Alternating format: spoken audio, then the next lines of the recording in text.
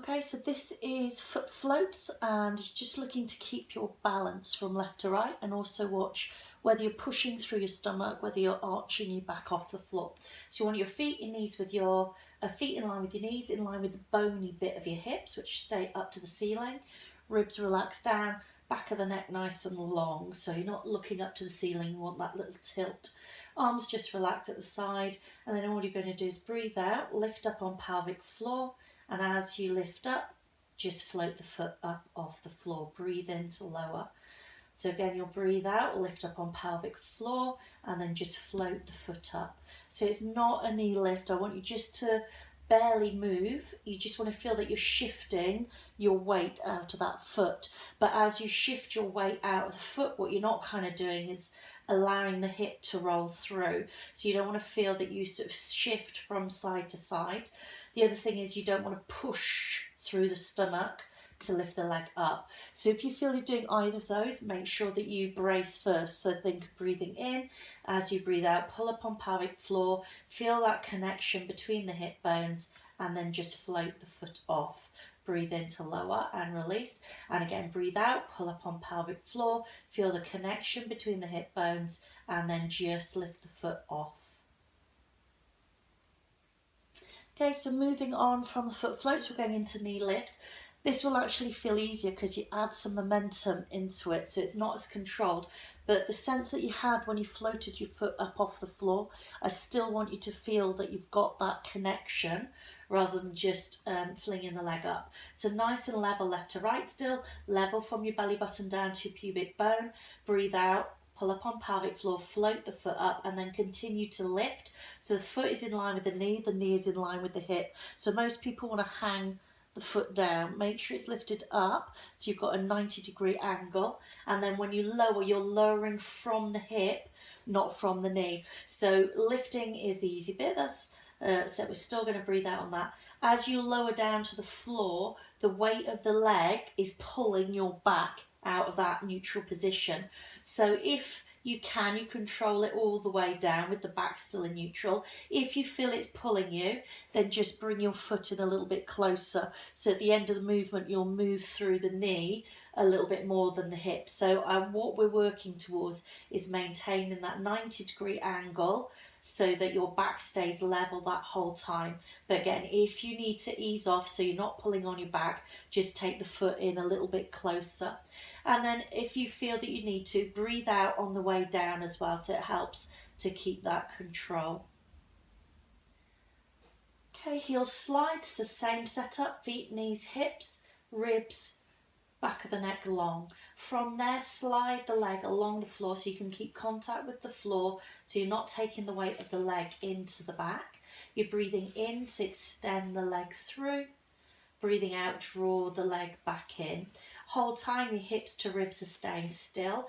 Again, we're looking for that balance through the hips left to right. And then as you fully extend that leg, don't let the weight of your leg pull your back away from the floor. So ribs to hips stay level as well, that back in its neutral position, so it's not pushing into the floor or mat, and it's not pulling away. So breathing in, extend, and then feel that it is your pelvic floor lifting that starts to draw that leg back. So the movement comes from your core, not from your legs. Okay, our final exercise on our back is hip lifts. So making sure you're still lined up, feet, knees, hips, shoulders, ribs. You might need your heels a little bit closer towards your bum for this, just to help you to lift. What I don't want you to do is then feel that you're really pushing into your legs. So all we're going to do is lift the bum up off the floor. So as you breathe out, lift up on pelvic floor, connect through the hip bones, and then just hover your bum up off the floor, and then taking it down again. So I want this upper body to be nice and relaxed. So remember, chin nodded, feel there's no pressure through your neck or through your chest. I'm going to put my hands down by the side, so I'm going to come up a little bit higher so you can see. So chest stays open, shoulders stay down. Breathing out, lift up on pelvic floor. Feel that the knees stretch away from you as you lift up. So it is the bum that's switching on, and then you're lowering down. So it's a straight lift up and down. What you might find is that you feel like you're moving backwards. So what that tends to be is people push with their heels and they start to scoot backwards on the floor. So relax out of your legs as much as possible. Feel that there's equal weight between your feet, at the toes and at the heels, so you're not digging in. Relax those legs. Breathe out, lift up on pelvic floor, lift the bum directly up. Once you lift, your knees are extending, so you're not pushing backwards. Again, all nice and free in the upper body. Hips level left to right and as open as possible here. What I don't want you to then go into an arch, so don't lift up through the ribs. You want a nice straight line all the way down.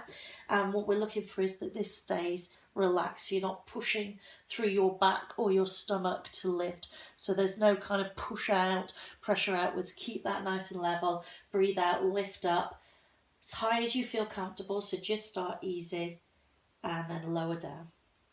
Okay, so hands underneath your shoulders, knees underneath your hips, making sure you're not dropping the back. So think of connection between your ribs and your hips, and you want to maintain that. So don't feel like they're pulling together and arching your spine. You then don't want to feel that your stomach's falling between them and it's lengthening. So shoulders down, again, knobbly bit, back of the head lifting up. So it's not a lift of the head, it's a lift of the back of the head. Elbow pits forwards unless you're hypermobile, in which case keep them a little bit relaxed. So from here, take one arm forwards, keeping the thumb leading the way, shoulders down, draw it back to center. And again, breathing out, extend that arm forwards, breathing in, draw it back to center.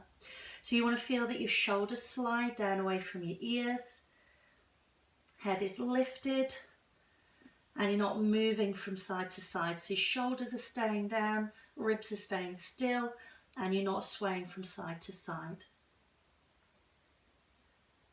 From there, we're going to move to the legs. So a little bit harder because you take more weight into them. But I want you to think now that your hands and one leg and your core is holding you steady. So you don't need to lean to side to release the leg. So nice and stable through. Slide the leg away from you. Breathing out, breathing in, draw it back in. Stay stable, don't lean over. And extend away. So two things you're looking for. You're trying not to rock to one side and then rock to the other side to release those legs. And also as you release, make sure you don't move through the spine. So again, there's no sort of feeling of the stomach pushing down towards the floor. Staying nice and level through. And keeping contact with the floor the whole time. So you're not taking that weight into your back. So really just focusing on balance, left to right, spine long.